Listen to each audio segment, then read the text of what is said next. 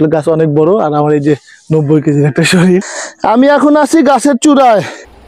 না, আসসালামু আলাইকুম। আজকে এই গাছে উঠবো আমি, ডগডুমুর, যেটা আঞ্চলিক ভাষায় যেটা ডুমুর নামে পরিচিত। ডুমুর গাছে উঠে ডুমুর পারবো। আসলে গাছ অনেক বড় আর আমার এই যে 90 কেজির একটা শরীর, এটা দিয়ে আমি গাছে ওঠার চেষ্টা করবো, সঙ্গেই থাকুন। এবার গাছে ওঠার পালা, মইটা দিয়ে আমরা গাছে ওঠার চেষ্টা করব। জি বন্ধুরা, এখন আমি আছি একদম ডুমুর গাছের উপরে, যেটা আসলে ডুমুর পাড়ার জন্য উঠেছি। মাঝে মাঝেই খাই এবং ডুমুর গাছের এত উপরে আসলে ওঠাটাও আমার জন্য বেশ কষ্টকর।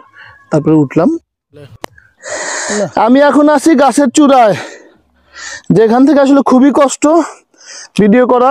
আসলে ডুমুর গাছ লম্বাই হয়, আমাদেরটা লম্বা এবং পারতেও বেশ কষ্ট। সে তুলনায় বাজারের দাম কিন্তু অনেক কম, 20-30 টাকা কেজি, কিন্তু এর ঔষধি গুণ অনেক বেশি। গাছে ওটা তো কষ্টের কাজ জানেন, কিন্তু এই যে ডুমুর ফল খুবই ভালো এবং এটা পুষ্টিগুণে সমৃদ্ধ,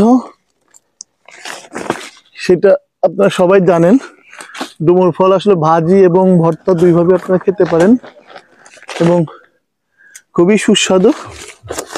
সবচেয়ে বড় কথা, ঔষধি গুণ সমৃদ্ধ একটা খাবার, যে খাবারটা আসলে সবারই খাওয়া উচিত। এর গুণাবলী অবশ্যই আপনাদের জানা। আগেই বলেছি, ডুমুর খুবই উপকারী একটি ফল।